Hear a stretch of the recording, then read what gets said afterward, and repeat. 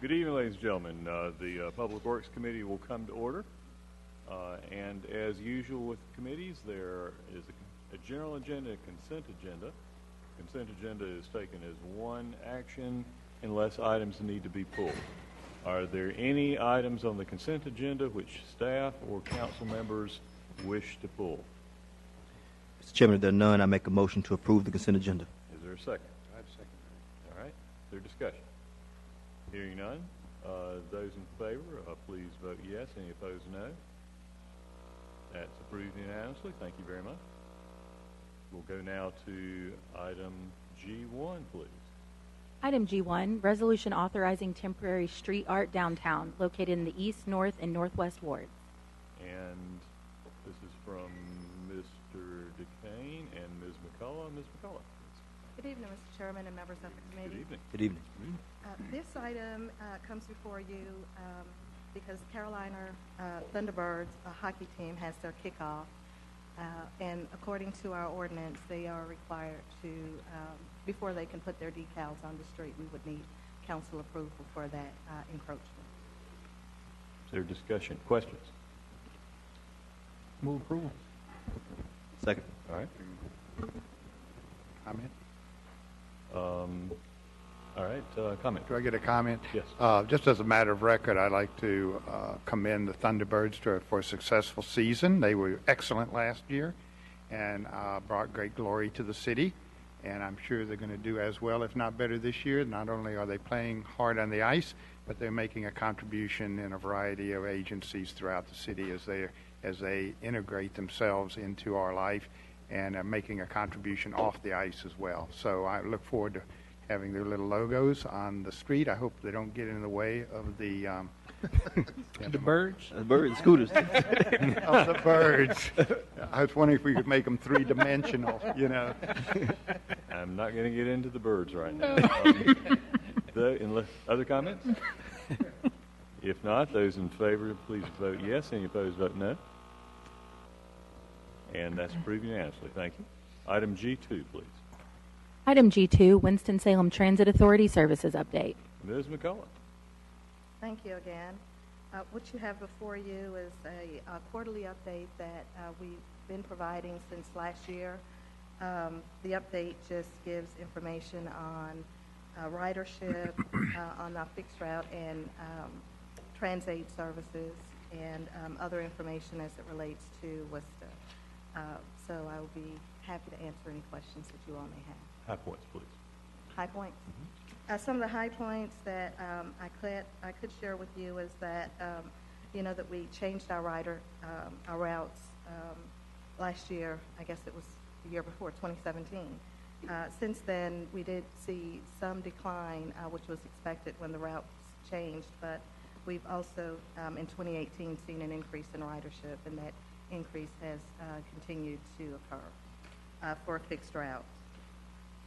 The other thing that I think would be noteworthy is for paratransit or transit ridership, we have seen a slight decrease in ridership, and that was something that we had hoped would begin to occur with transit when we instituted the increase in fares, because now the riders are actually requesting and using the service for its intended purpose for those trips that they actually need to have.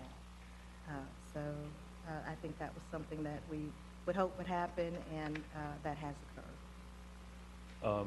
Looking at the monthly ridership figures comparing 2017 to 2018, it appears to me that there was a kind of a bright line point in April. Every month past April, there has been a substantially higher ridership in 2018 than for the similar month in 2017. Before that, it was back and forth. Are you aware of any particular factor that may have shifted at that point that basically suddenly now people are back riding the routes? I'm not aware of anything in particular, but I could do a little research to see if there's anything that would generate that and report that. Yeah, it'd probably be worth doing so that we can be sure and have an idea of what went right so we can do it again. It's a good idea, Mr. Chairman. Other questions or comments? Yes.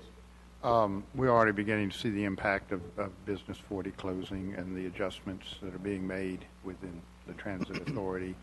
I have had some concerns expressed about Route 80 and the service to the Granville area, the retired people there. I understand that Route 85, we don't have to get into this today too much, but Route 85 is supposed to substitute that, I think. But the question of getting people from Granville Retirement Center out to Haynes Mall has become apparently a subject of some concern. If we could pay a little attention to that and maybe get back to me a little bit on that, I would appreciate it. I suspect that they've, because of the closing of Broad Street Bridge, it has forced a realignment of some of the bus routes. Yes. And that has resulted in a trickle-down effect, and I can only anticipate that when we start removing Cherry Marshall, Main Street, Liberty Street, all the other north-south streets begin to shuffle out, that we're going to have to make further adjustments. So that's my people. That's my south ward right beside the interstate there, are going to be impacted as we have to adjust to these bridges going down. And I guess part of the problem is that they felt they didn't have any warning on that. And so we may think about posting on the bus stops and stuff when we anticipate the bus route changes. Yes. Thank you. Mr. McGovern. A couple questions. One, in reference to the bus pass program and how it's been working and running at sea in terms of just the number and folks there. I know for a fact from the work that I do that some agencies have had challenges in terms of the sense that it's only available for the 30-day ride passes. And so in terms of if they were looking to do any other type of passes, they couldn't utilize the program. So one of the changes that our council did approve was so that we could sell single passes with the bus pass match program. And so we've been making sure that the different agencies are aware of that so that they can participate. That was something that was brought to our attention also last year with the program, mainly because of the typically for our TransAid riders that there are some customers that the agencies didn't feel comfortable giving them a 30-day pass because of the fact that they may lose them. So that was a change that council did approve, and so we have been sharing that. So that's what I'm going to ask. So how has that been communicated? Is that something currently happening and engaging with folks on those on the single passes? So what we did this fiscal year is we did send an email out to the agencies that did participate and some others that we were aware of that may have asked about it before, and then we advertised the program on the city's website, and I think it's also on WISTA's website. It may be. I hear what you're saying on that one. Yes. It may be well just to circle back around on there because I just know there's some who, because of their initial engagement, that they still say, well, we're not going to even take advantage of that because it's only able to be utilized for that. So we can't. We can't. It doesn't benefit us to support to try to figure out how to help those same folks through that programmatic approach. Other thing was on the ridership components here. I mean, looking at it. Did we? I know we had a lot of conversations. Did we stop at any point Route 100? I know we talked through those and we talked about, and it wouldn't have been here in terms of the offline conversation. In terms of we were working through trying to figure out, did Route 100 stop? No, sir. So I know we did have that conversation about whether or not we would pause it and that kind of stuff. When did we make the actual change? I would have to go back and look for that date for you. I could give you a specific date. I'm not sure that I have it here in the report. I do not. I'd have to get that date for you. Right. And so the only reason I bring that up in terms of in connection to that is that we did make changes to Route 100 We did. that more so catered that route to the university population. And as I had mentioned to the committee in the past, that if in fact we did do that, that we needed to be able to create a different statistic on how we measured ridership, because we must understand the calendar of when we have a mass of people would be different from everyday folks who are just going to work. And so how we measure success on that route would then need to be different because of the people person thing. And then if council at one at a time wanted to consider what they did with that into the future, that you'd actually have real data that measured what the intent was rather than using the same metrics that we use for every other route, which is folks are going to work, going to those places. But if you take away the mass of folks during a certain part of 3 months out of a year and you just look at the numbers, then you may get a different perspective. So I don't know how you evaluate that under those metrics, but I think it would be, I think it would need to look at what's the actual, if the intent is to serve certain population in a certain area, and we know that a large population of those folks won't be there during a period of time, then the numbers are going to be different. Right. So how do we give that information to the committee and to the council so that there can be sound decisions made if and when there needs to be some changes to that? I had a question, actually, and I'm not sure who would know this, but one of the factors that was called to my attention was that Winston-Salem State has or had a shuttle service to some of the destinations that Route 100 is designed to make more accessible to students. Right. Do we know whether that shuttle service has continued? It does continue. Do we know whether essentially that's meeting the need, or that students perceive that it's meeting the need of the students? Right, and I think that's the piece, at least for me, from Councilmember Lena on staff, to have those ongoing conversations with folks about, because I know we had some initial conversation to understand the initial desire, but then there needs to be some follow-up and engagement and saying, okay, this route is there, and even offer an understanding what is the potential direct service to university on, okay, you spend X amount of dollars on your service to these specific routes. If you contribute that to this route, this many students are able to ride the bus or whatever it is in terms of what we're able to do to provide that service. Because I think it does go back to they have a bus route going to the same destination to several of those places that we have, and it was intended to kind of be able to show some pilotness of how we could work in partnership there. But there has to be some conversations ongoing. Okay. Other questions or considerations? Yeah, because 100 runs through the South Ward and impacts Salem College, Old Salem, Forsyth Tech, it goes out to the mall, as I recall. The actual route was enlarged to create this larger loop, so it had a little different time schedule than originally designed. I would appreciate a sort of a review of that route, and if that includes, as Councilmember Montgomery suggested, some conversations with the primary stakeholders in that, as far as how it's being used and perceived on their campuses and whether we're marketing it properly. And let's just take another look at it. It's not urgent that we do it right away, but I think realistically, because we've spent so much time talking about 100, it would be useful to do an analysis of whether it's accomplishing what it is we want it to do. Ms. Rector. Are all these routes served by full-size buses? I mean, it's all the same hardware. Fixed route, they're all. Are there any economies to be gained by using smaller vehicles? That is something that we will be looking at during the Business 40 closure, maybe using some of the Transat buses Right. and seeing how that will function. I mean, your labor costs are going to be the same, but Right. Depreciation and fuel. Right.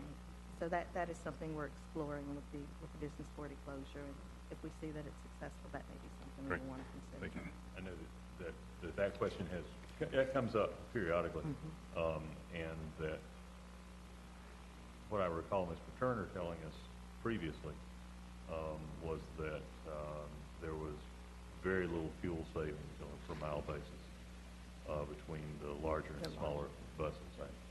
I don't know if that's still the case, but that was his I'm not analysis sure. I'd at have the to time. verify that. But certainly it would make a difference, although you're right, the personnel costs, there's no savings. Right. Big empty buses take up a lot of room on the road. If we had smaller buses, then it would be just one less piece of congestion if we don't have the passenger ridership on it. Right. We can afford it somehow. There's other aesthetics and cost factors involved in how nimble we are to accommodate the loads that these courses take. And I know you're looking at this all the time, but I do think we always ought to think about, can we use a smaller bus for a variety of reasons? Maybe we don't save a lot on fuel, we're not going to save on manpower, but I do think it's maybe more flexible in traffic, a little less congestion, maybe even a little faster service ultimately. Yeah, certainly the smaller buses are more appropriate for the Trans-Aid service, which is designed to be a door-to-door and go down all the side streets. But the complication is if you've got a properly designed fixed route, then you should have peak periods that need the larger capacity. That's the theory, yeah. And yeah, I mean, I have ridden on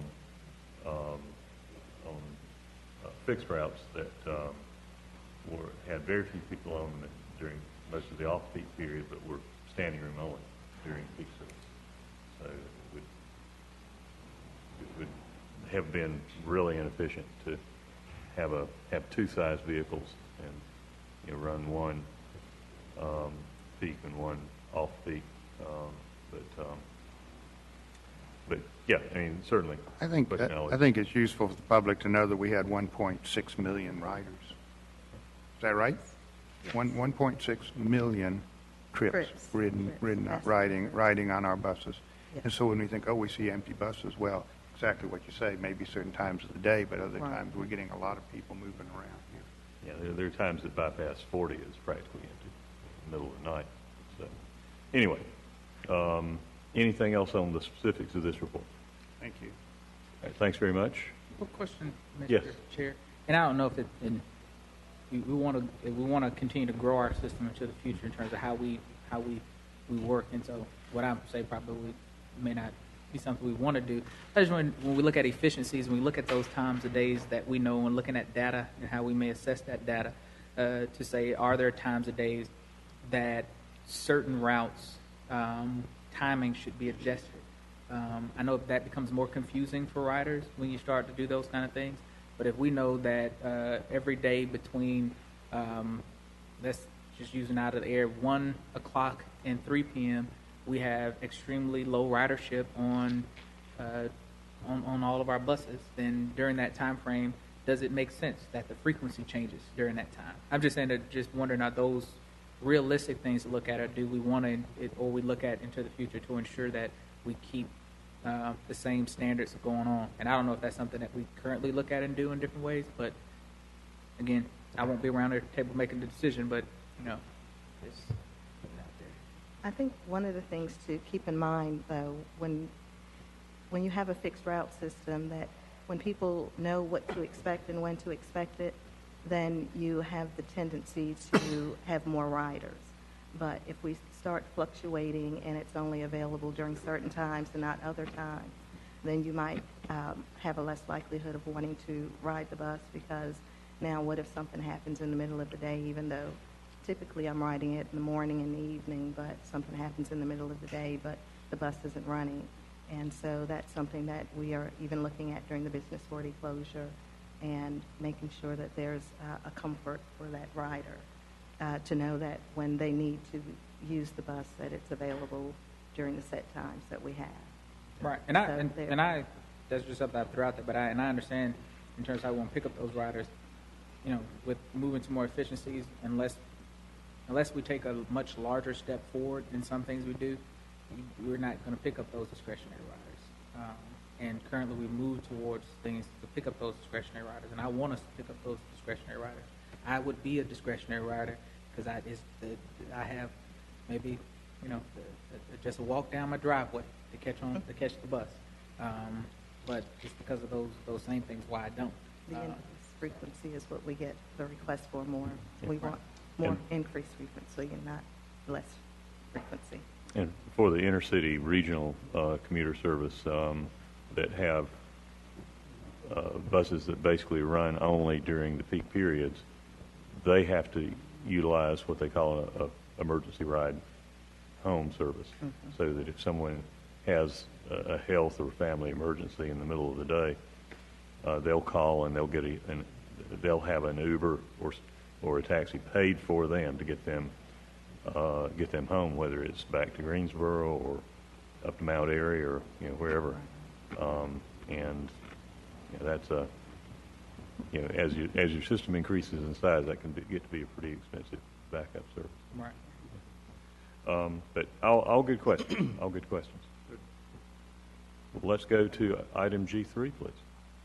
Item G3, sidewalk and resurfacing update. Okay. And Ms. McCullough is here to present this. I want to make a note about timing of this. Mr. DeCain had suggested that this was coming forward in November anyway when I requested it, and asked whether it could be held then.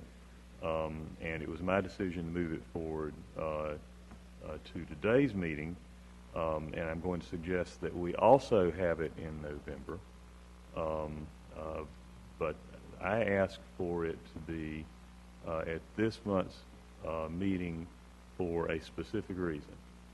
And that is that there are several projects. This may be the case in other wards as well. But there are several projects specifically in the Southwest Ward that I had anticipated being completed by now. And I had represented to constituents who were particularly interested in those projects that I anticipated them being done this calendar year. That's obviously not going to happen. And I am concerned that with the new bond issue coming up now in less than 30 days, that for those voters who are anticipating these projects that I'm going to ask about specifically being completed, it may affect their willingness to trust the city on another round of bonds. So I feel a need to get the information out now as to what has created those delays and what the specific action steps will be and what the timeline will be to get those projects done. So with that background of why now, Ms. McCullough, would you like to present the overview? Yes, sir. Thank you. What you have before you, as Councilmember Bessie stated, is an update on the 2014 bond sidewalk projects and the child pedestrian improvement projects that were in the bond, and also an update on the annual resurfacing projects. What I attempted to do with the sidewalk projects and the the sidewalk projects and the child pedestrian projects was to list them in 4 categories. Projects that are complete, which means that the pedestrians can use those projects. Projects that are in progress. Projects in progress mean that those projects are either currently being designed or that the funding is secured such that we are hiring outside consulting services to do those designs. Projects that are canceled, and canceled projects means that we've had public meetings in neighborhoods that we were going to move ahead with the project, but the neighborhoods decided they did not want these projects, so we brought them back to council to cancel those. And then projects that are postponed for future funding. Those were projects that, based upon the projects that are in progress and our updated estimates, had to be moved to future funding category because we ran out of funds in each of the particular wards. As the bonds were approved, we did take the total bond amount and divided it equally in each ward so that we could spread the money out throughout the city. And based upon projects that have been completed or in progress, then those projects then had to move to future funding. So I have the complete list before you, and I don't know that you want me to go through each particular project, so I will ask if you have any particular questions you want me to answer.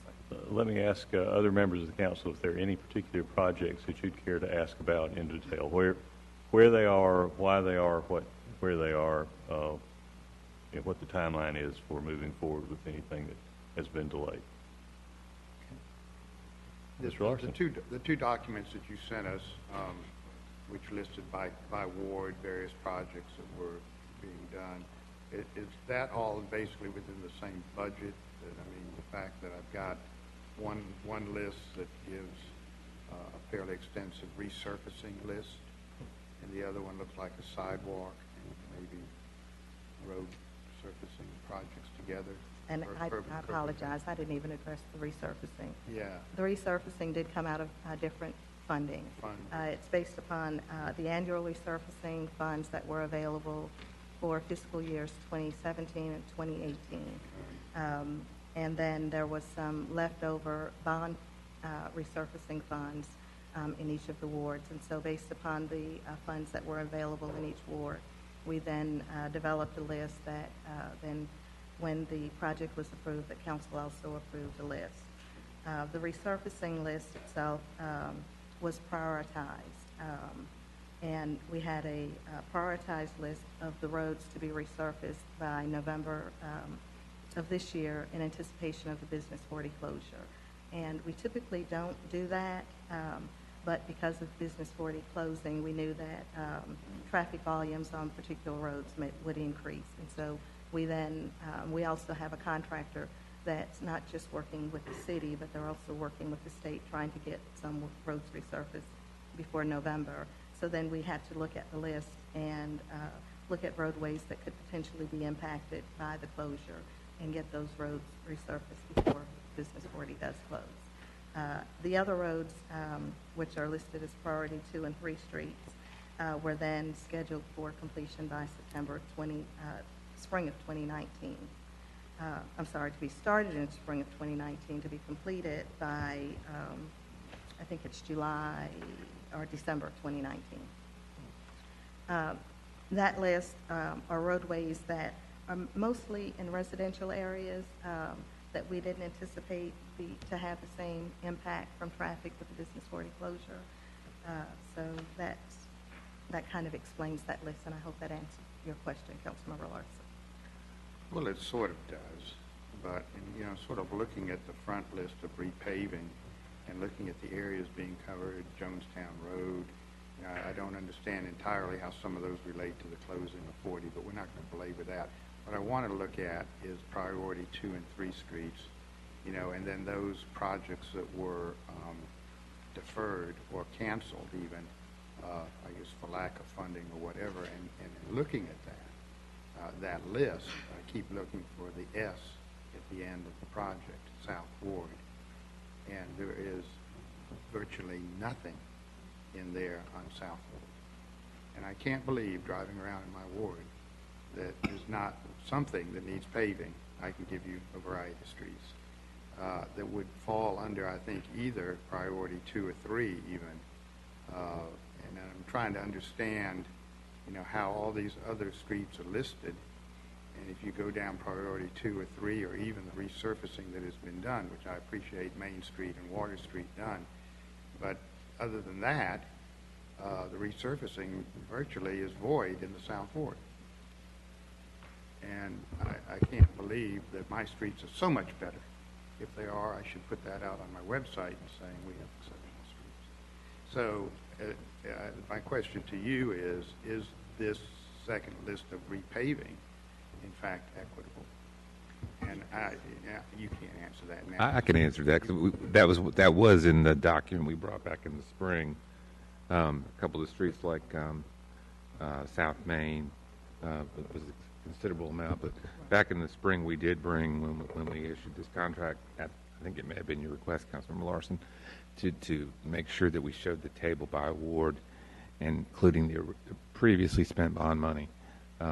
There was very little left, I believe, in the South Ward. But we can bring you that information again. It would be good. It would be good for me to explain this, because, like Councilmember Bessie, we're getting ready to vote on roads again, and everybody's complaining about roads.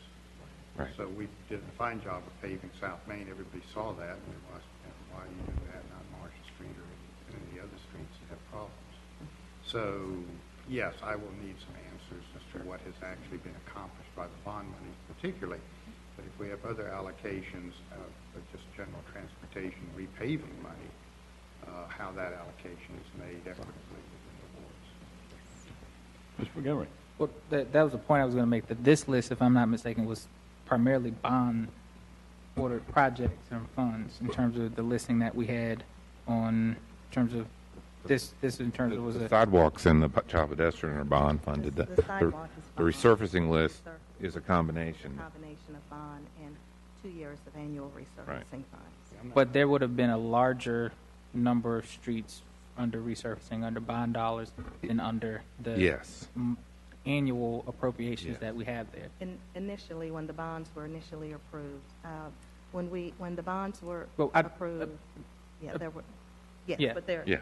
yes, Yeah. and I don't show All the the full other- list of Yeah, all the roads that we did. I think that's important. We can bring that, show the full list, as well as the discussion of the priorities with the new bond money, when the Right. voters approve it. Yes. And I think in terms of with the bond dollars, one of the things that's important for us to be able to show and share is that these are the streets that got done with your bond, with Yes. the bond money, and that we're taking care of. Yes, there are other streets that need to be prioritized and to deal with, but for bond dollars, these are the areas that we've looked at. One piece I do have a question on, saying that the bond is successful and we get additional these dollars to make investment, how much will past success on projects by contractors go into consideration on how we move forward and use of individuals in the future?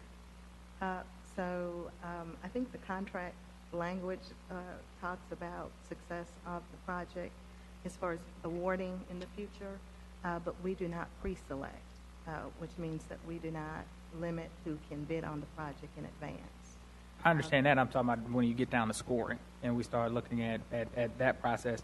If we've had issues with folks on jobs and performance on jobs, how will that be noted in that process when we come? Because I know that at least Councilman Burke has talked about some contractors on work that we've had. I know some other areas that we've had work with contractors in the past. So we'll come out and spend additional money. Will those issues that we've had in the past with contractors be considered before we award some folks? The new selection process does have a factor in there to look at past performance.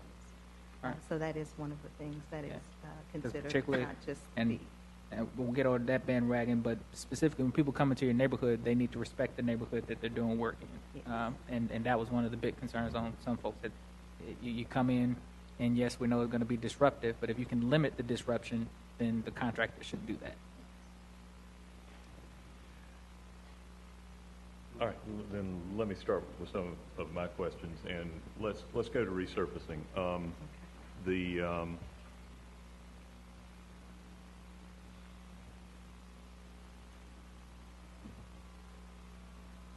First question I have is, when was the decision made to separate the resurfacing projects approved in this year's, in the spring, basically, into priority 1 versus priority 2 and 3, with anticipation that only priority 1 would be contracted and done this year? I seem to recall it was before award, but I can verify that for It you. was before what? It was before it was awarded. It wasn't before the council approved the list of projects, was it? I don't know that if we brought the list to you in that form. You did. Okay. It was not. And my representation to the constituents who had been contacting me about specific projects in their area was based on my understanding of the history of how these awards have been made. That when we were talking about a resurfacing list that was approved early in the calendar year, we were talking about a list that would be contracted out and resurfaced that calendar year. And so I told people who, for example, who were specifically advocating for South Cliffdale, that after we'd approved that we could expect that to be done this year, this summer, past, and the same with Lockwood. Is there a particular reason why the prioritization was not brought back to council for approval? No, sir. I know the completion dates were presented to council, but again, I cannot recall if we had the list split out by priorities. That it was not. And my anticipation when the first list of projects was presented for actual contracting out, that would be the first of at least 2 sets of lists this year, and was surprised when we didn't have a second list presented to us for approval. And can you tell me, am I completely misrecalling, or was that the typical process that we would see in past years? A two list? A two lists or a single list for all the projects that were approved. It's typically one list that's presented when it's approved. And so there was a council decision made early in the calendar year to approve a set of resurfacing projects. And then there was a subsequent decision that was not brought to council, and therefore I didn't know about it, and nor did my colleagues, of the breakdown, internal breakdown prioritization. Would that be a fair characterization of what happened? I'm not sure how to answer that. I think it would. I just wanted to make sure that there wasn't something that I didn't know about. May I ask Mr. City Manager for there to be a plan with timelines for the early resurfacing of, and I particularly would like to ask for Cliffdale, South Cliffdale, and Lockwood, and I'd like to add Cheltenham to that list. When we were making the Southwest Ward selections early this year, I had raised the question of whether we should just go ahead and drop Jonestown from the list altogether, because I drive it frequently and it did not seem to be in particularly dysfunctional condition, and that those funds be shifted to other projects that constituents were requesting. I was persuaded to leave part of that section in there with the idea that we could do that and the other projects too, but then was surprised when we did that as the priority and not the others. And again, Cliffdale in particular is not something that just came up this year. The residents there have been asking for that for years. And I was pleased to be able to report to them this year after the council action that we finally got that on the resurfacing list, and they have not been pleased. And Cheltenham, I was wondering why that was on there, but so I went out and drove it, and it's like a washboard. That section, it's in as bad a shape as any ones on the list that were in my area at any rate. So I'd like to add it into the three. I don't have any other questions on the resurfacing. Any other questions on the resurfacing before we? Yes. So this list was presented to us in the spring, and the only thing that has changed is the scheduling of this. We haven't added, we haven't subtracted, we haven't mucked around with the list. The list is the same. However, that allocation was made to what went on the list. I will get an information of that later to make sure it's all equitable. And now what we're faced with is that in probably January, February, we're going to let out more contracts, and all the work's supposed to be done by June of 19, right? No, I think I heard December 19th. Completion date, isn't that what this thing says? No, Completion date is June 2019 or something on phase 1 and 2, on phase 2 and 3? Spring 2019? Go to 2 and 3. Looks like completion date 2019. There's some completion, yes, that's what it is. They're all showing, everything in categories 2 and 3 It's June right now are 2019. saying that priority 2 and 3, everything is showing as a completion date of June of 2019. That must be what the contract that's says. not I gonna think I happen, said though, is it? December. I think I said December. I need to verify that Well, now can we get, because can we, I thought it was can we December. get some clarity is Yes. all I'm Right. asking for. And I'm hearing not just clarity, but priority. Well, and- I'm up for that year, starting as soon as the asphalt plant's open. Right, when do things start? What goes first? What's on the list is still, if you know, it's everything completed. We need some clarity on this, and I need to Verify understand, as we go into the bond, how much money we're dedicating to roads and sidewalks, okay? And then, if we've already targeted streets under the bond, have we seen a list of? No, No. no. So when is that list going to get prepared? I thought that we would present a list once we know that the bonds are Okay, approved. but you're working and on a funded. list. Yes, All right, so if we have projects right now that we're concerned about, yes. we should tell you, Yes. South Marshall Street project. Yes. Okay. So, that list is getting prepared, so I can go to my constituents and say, you know, we got these things that are going to happen next year, big list, still going to happen by June or whenever you tell me, soon, if it's not going to be June. And then you're going to say, you're going to tell me that we got X number, $1 million, whatever, each ward's going to get our eighth of it. And out of that, we're preparing a list, and your project could be on the list if it's important enough, right? Yes. Is that where we are? Yes. And so what you're going to provide us now is realistically, under what's priority 2 and 3, is whether those dates are realistic and how we're, Yes. and if we can move priorities around Yep. to adjust some of those if we're not going to get them all done by June 2019, which is what this list says, that we will in fact have prioritized maybe some of them, move them up and get them done quicker. Yes. And that's great. And besides that, colleagues don't care, I will find out exactly what my 1/8 accomplished in the South Ward, Yes. which doesn't show up on this list at all. Not all of it. No. Not much of it. Right. Thank you. That's it. Okay, and I understand that there are circumstances that change during the year. And if it looks like the June 2019 completion date for all the priority 2 and 3 streets isn't realistic because we expect asphalt prices to spike, you know, something. Let's please get a commitment that those internal prioritization decisions will be brought back to council. Yes. Yes. Thank you. Because it will be helpful, I hope, that for those constituents who are particularly concerned about particular projects, that I can go back and say, well, you know, truth is, it's not going to be finished before you vote next month, but I have found out what went wrong, Yes. and it has been fixed for next year. Okay, thanks. Anything else on the resurfacing? All right, Just then. one comment. Yes, sir. Ms. Scipio? Yes, sir. Get your streets ready for you. Yeah, I already got one I need. You better I was just, take it to the junior member. You better get your list going.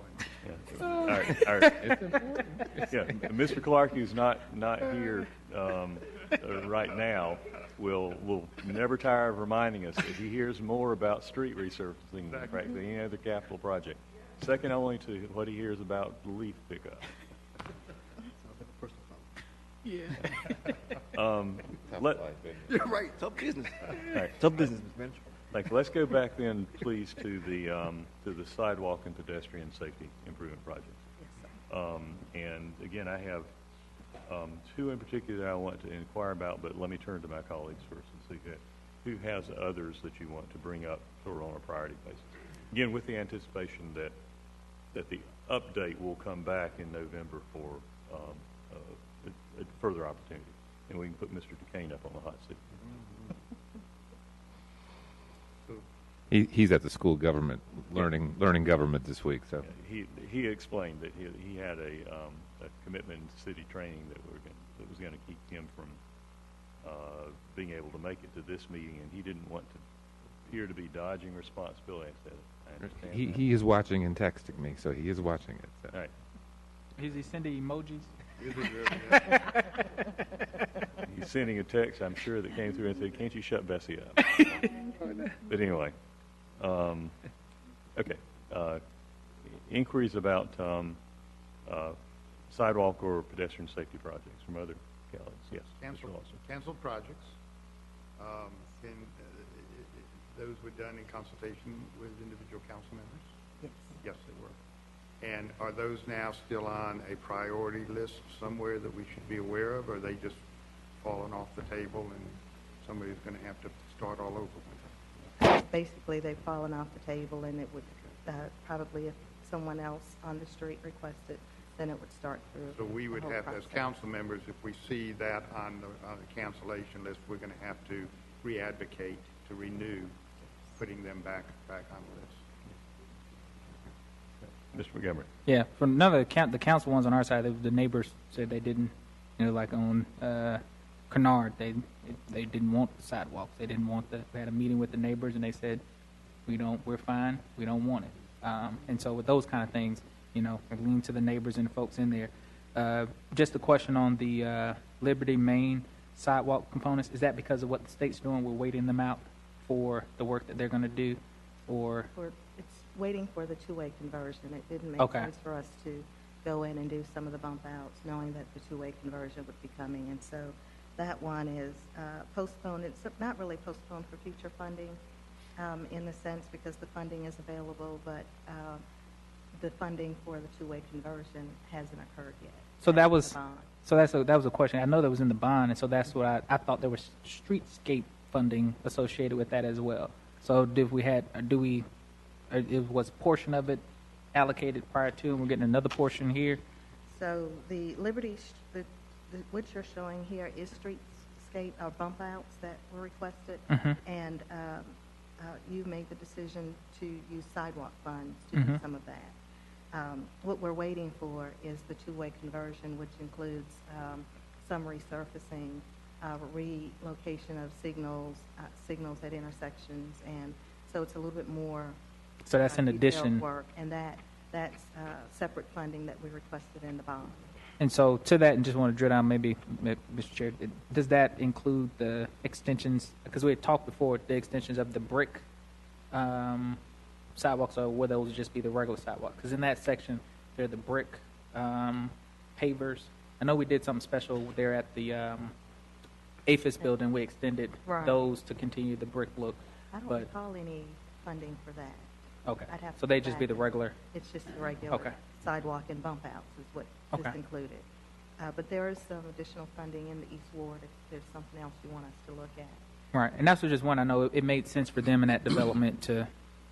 It kind of was going to look awkward to stop where the brick was and then Right. change it up, but to keep that brick. And so in those areas where it makes sense aesthetically, it may make sense to kind of keep the brick paving. Right. But I don't know. We can't brick everything downtown, so you know. Mr. McIntosh? To show what a geek I am, I sent pictures of blacktop sidewalks that I took while I was over in Scotland, and they were cool. I'd like to explore doing that in some areas. I would assume it's much cheaper than concrete. I know it's not going to wear as long, but I'd like to do a cost-benefit analysis on doing that in some locations. What I don't see on here is Peachtree Road sidewalks, which I thought we had already started. I saw surveyors out working there and actually asked assistant city manager. Yeah, Peachtree should not be postponed. That one is being designed by engineering. That was the one you, Councilmember McIntosh, you decided was your priority. Yeah. I wasn't expecting it to be That was postponed. added, that was added to the wrong list. That's Okay. actually in progress. Great, thanks. All right, Ms. Montgomery? It was one in terms of with the sidewalks. Can we, and Mr. City Manager, you got my 7:30, 8 a.m. phone call driving down New Walkertown Road when they were replacing sidewalks and they cut beautiful trees down. That hurt my heart to see those nice mature trees come down for the benefit of the sidewalk. And I sent pictures a few weeks. Same way I was in D.C. and they built the sidewalk to accommodate the tree rather than cutting the tree down in order to accommodate the sidewalk. For us just to be a bit more innovative in that process when we're doing that, because those trees were probably older than me. So, And Mr. Bessie, I'm sure you like to save trees. I do, and in fact, the DOT worked with me in the case of the Cherokee Lane project at some length to save a particular tree that was mature, and I pitched that it could be saved and it wouldn't cost a lot of extra, and when we ran the numbers, in fact, it would have cost more to contract out to take it down than it cost to do a little bulb out around it. But Probably the same thing in my situation. They told me the tree was going to be saved, and they called me back and said, "Council member, we got there too late. It was gone." So, Chairman Bessie, we have, since Councilman Montgomery called me that morning, we have instituted, working with Mr. Taylor, Ms. McCullough and Mr. Kane, we're instituting a new process that stops the chainsaw until, and on each one of those events until we look at alternatives. Great. And proper notification has occurred. Yes. Thank you. Mr. Miller? Well, in spite of all my ranting tonight, I would say that you have a very complex job, and just looking at the number of streets and the requirements that we have in the city to try to maintain these in any kind of order, I applaud that effort. That said, explain to me what postponed means as compared to basically canceled. Does postponed mean that there's still life there, but it's not off the table? What is the funding for these projects? Or by postpone that category? Elaborate. Postpone means that it is still a project that's viable, but there's no funding to go along with it. Okay. So when funding is identified for sidewalk work, then that would be a project in that ward that we would then present to you to say, for instance, Brewer I'm going to Street. pick on Brewer Street. Brewer. Yeah, Brewer. let's I talk will. about I will Brewer. start with Brewer. That Yeah. Brewer Road was a project that was on a previous list to be funded. Right. You have so much funding available. Is this one of the projects you would like us to consider to move ahead with? But we've also received this list of roads in your ward. Okay. And based upon its score, we would share that with you and then prioritize based on that. A road that's on the list of canceled means that the neighborhood has already decided that they don't want it, and so we will not keep bringing that to you unless it's something that you or someone in your ward. Thank you. I bring think back I to think I us. understand. So, could I anticipate from you a list in the South Ward of where your pecking order shows I need pavement, which may not necessarily be politically where the neighborhood wants to act, but you have a list based on a numbered list Right. of priority, and somewhere on there Brewer has been listed before and it's fallen off and it's whatever because it wasn't funded.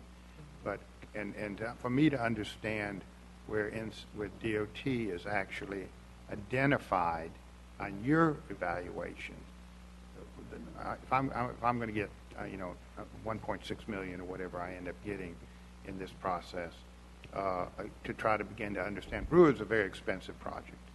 And so I'm trying to, again, the sooner we can begin to look at the list and I can begin to anticipate neighborhood needs versus your perspective of what neighborhood needs are, transportation needs are, that would be useful for me to begin that discussion early in trying to understand so we can get ahead of this thing just a little bit. Is that possible? Yes. And what we had intended to do is to bring some information on how sidewalk projects are prioritized, but also how the funding structure works, because it does make a difference if there's curb and gutter on the roadway versus if there isn't. It affects the overall cost. It affects the way the project needs to be designed and the time of construction. So if there's curb and gutter and it falls below about $450,000, it's something that could be handled in-house and that project can move a lot quicker.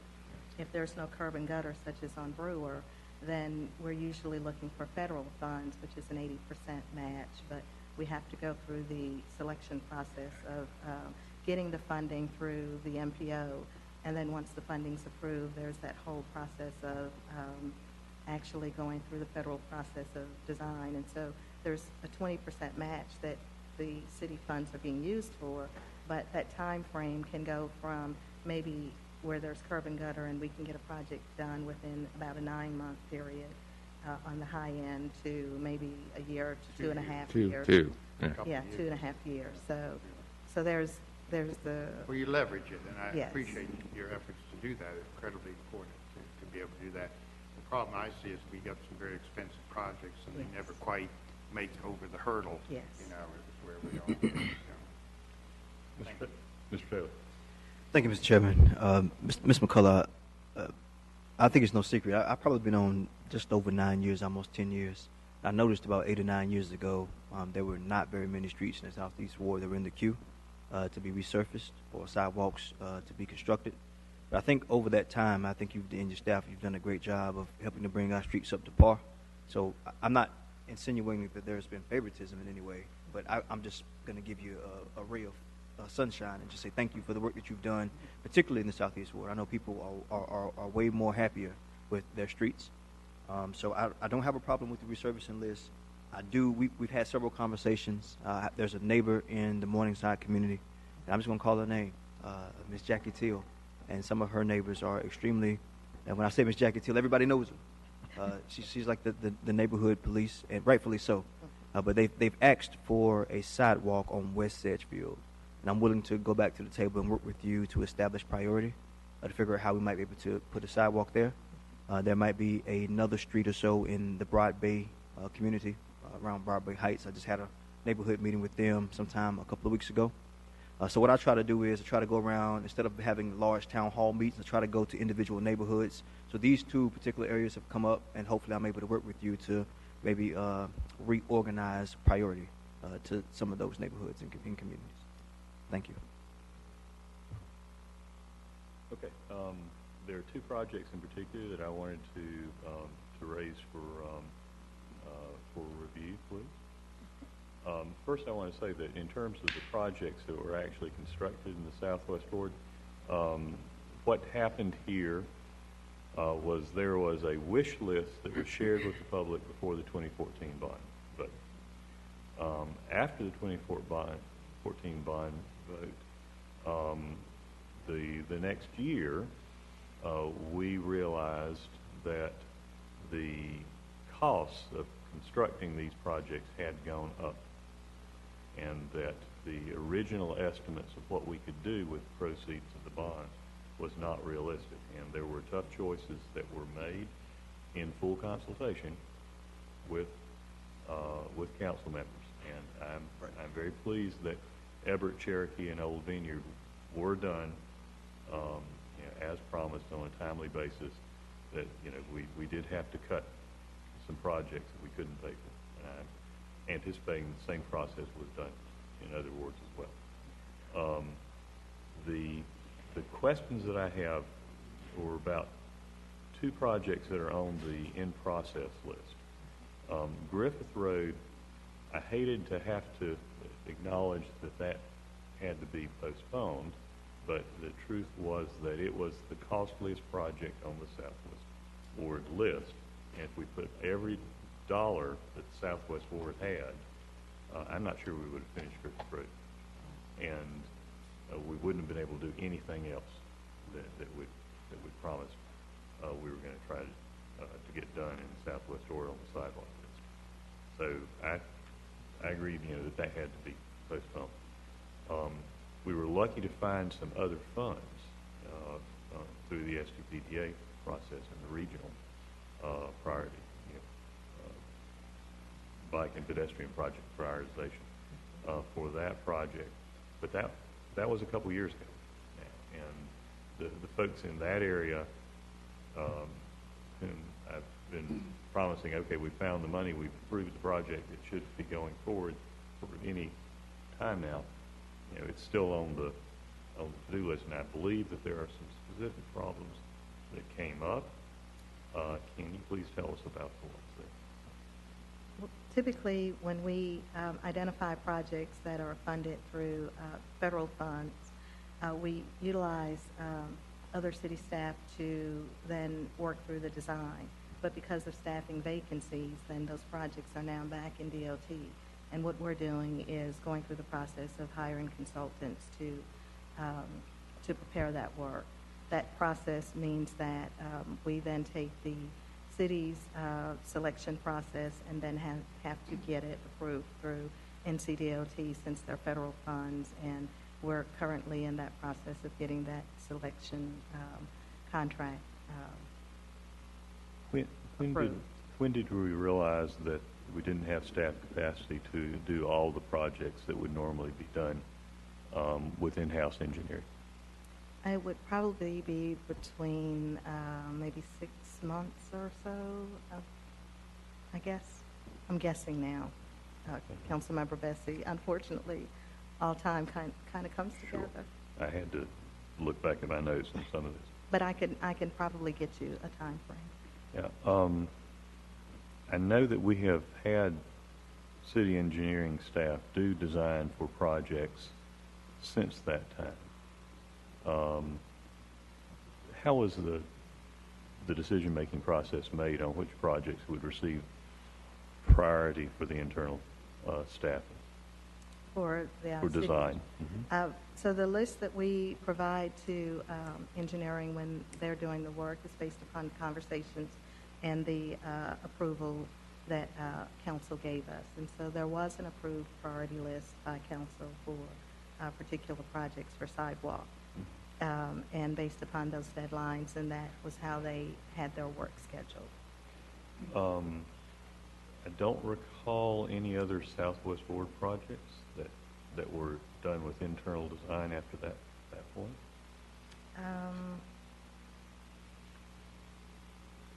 Ebert, I think, was done by engineering. Ebert? Ebert, yes, sir. Okay. Cherokee and Old Vineyard, I think, were DOT staff, but I think Ebert was done by engineering.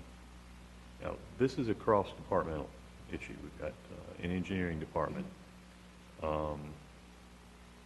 and Mr. Garrity, have we had staff shortages in engineering? Yes, we have. We've had extreme difficulty, and it's the same issue that's driving the cost of projects up. Is the it's a great time to be an engineer. They're in high demand. We have recruited nationally, internationally.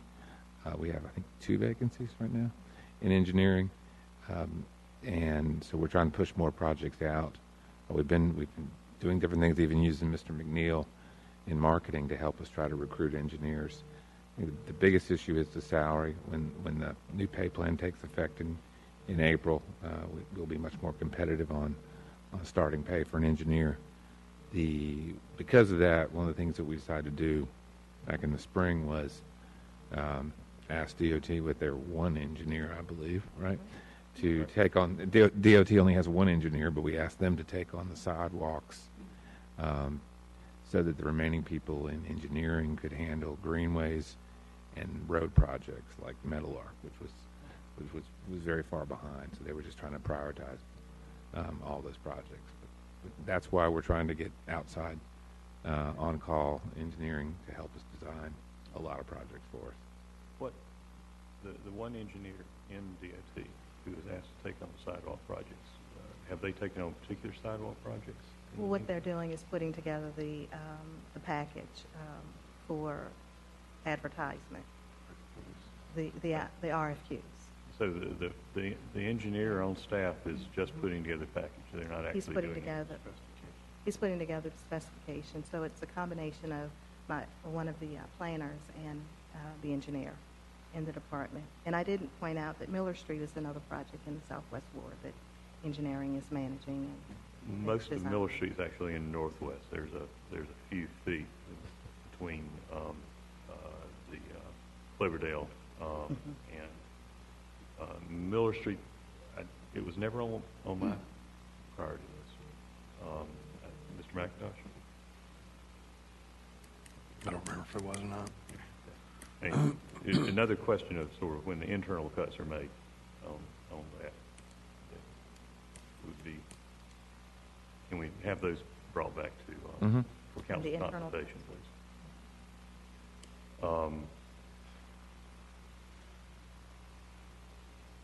Yeah, I'm concerned about the length of time that process is taking internally, and would ask for sort of an action plan on speeding that process up, please. If we can have that be part of our November review. Similar question, particularly about the pedestrian safety improvement project. It's listed as near Redeemer School, intersection of Miller Street and South Creek Parkway. It's also across the street from Forsyth Tech, and actually, I cannot remember how many years I've been pleading for that crossing safety improvement project, and for years I was told that state DOT wouldn't allow it because under their formula, it was too wide to be crossed safely, and therefore no improvements could be made, despite the fact that students and probably staff from Forsyth Tech run across it every day, with classes in session, to get from Forsyth Tech main campus to the little eateries, Biscuitville, for example, on the other side. It's moving. Yeah, it's gone. Oh, it's going, yeah. We solved that. Yeah. Move to the southward. It's out of your ward. Yeah. Yeah. Also, from when they were parking on the north side, they were running the other way back and forth to their cars to save a few bucks on parking on campus. But at any rate, that I don't recall whether it was 2 years ago, perhaps that came up as DOT has a more cooperative attitude on that now. They're saying, yeah, we understand that folks are going across this place among some others, and we'll work with you on intersection signaling, timing, and location of the crossing, sanctuary islands, and et cetera. And I was really tickled to see that one get on the list, but when did we approve that? So that was approved, and basically what's happened with that was we did advertise it for construction, but we did not receive adequate or any bids on it. And so what we've done recently is we're actually separating it out into smaller pieces and trying to get contractors to complete the work in pieces. So some of the things that we are looking at doing is actually using our on-call sidewalk repair contractor to do the curb work and other parts that may be required with that, and then looking at hiring someone then to do the signal poles, or if we have to use our on-call contractor to set the poles. So we're actually trying to get those all completed, and they are scheduled to be done by the end of this fiscal year. But that, just like I think Miller Street was one that you said was not a priority, but that was also advertised, and we did not get, I think the bids may have come in high or too high, and so we're having to re-advertise it. So we've had challenges with it. So those have been moving along, but outside of our control of trying to go ahead and get it constructed, and so we're trying to be a little bit more creative. Okay. And Ms. Gary, again, if I can have an action plan and month-by-month timeline on the action steps for that intersection improvement. I mean, that's not rocket science there. That's road striping, a little bit of curb and gutter at a couple of spots, but mainly getting the signal poles in. And it's the kind of bite-sized project that folks look at us and laugh when we can't get it done. And You may see Mr. DeCane out there pouring the concrete himself. He knows what priority that one is. So. okay, thank you very much. We have had pedestrian accidents there. And, fortunately, no fatalities that I'm aware of. But that's been a hot spot, and there have been other spots in other wards where we have had crossing fatalities. Those are the only specific projects that I wanted to flag for sort of an action plan attention before folks go in and vote on these bonds. So, are there any other queries or points that any of my colleagues would like to make? Any other comments, Ms. McCall? Yes, sir. Mr. Gary? No more. All right. Thank you very much for your time and patience. And is there any other business to come before the Public Works Committee this evening? I think, Mr. McCullough, it's your turn to say No. no.